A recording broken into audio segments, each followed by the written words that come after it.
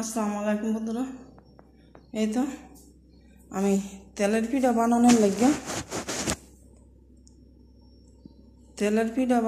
ক্যামেরাটা গুলো লাগে।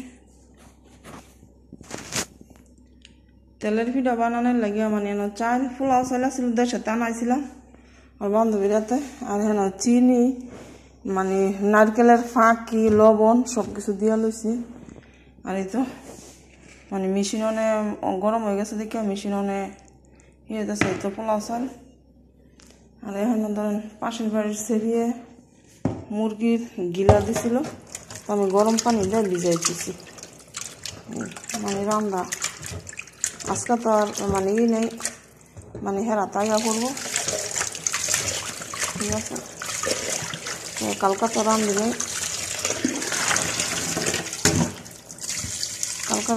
কারণ একটা মানে ভালো লাগে না। আর যে গরম, তো আজকে সকাল মানে ভিডিওটা শুরু করে দিলাম, ঠিক আছে। গরমের মধ্যে কোনো কিছুই ভালো লাগে না। তো এটা আমি একটু গরম পানি দিয়ে এটা সুন্দর করে দিয়ে নিতেছি।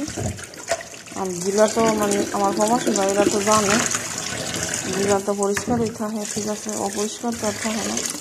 তারপরে হালকা গরম পানি দিয়ে নিলে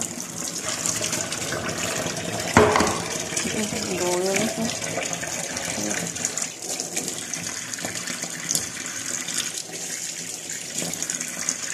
আমার যদি কাটান আবার কাটতে হইব।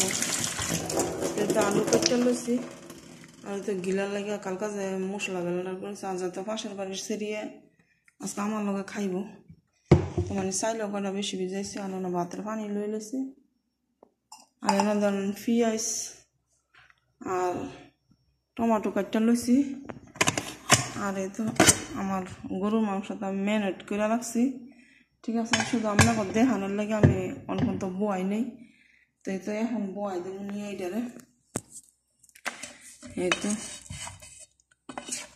জামুগা তো থুইয়ার লাভ কি, এই গরুর মাংস, ঠিক আছে।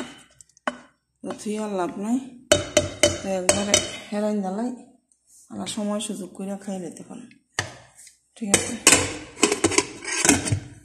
এখন এটা বোয়াই দিয়ে এখানে। তো সবাই ভালো থাকবেন। আল্লাহ।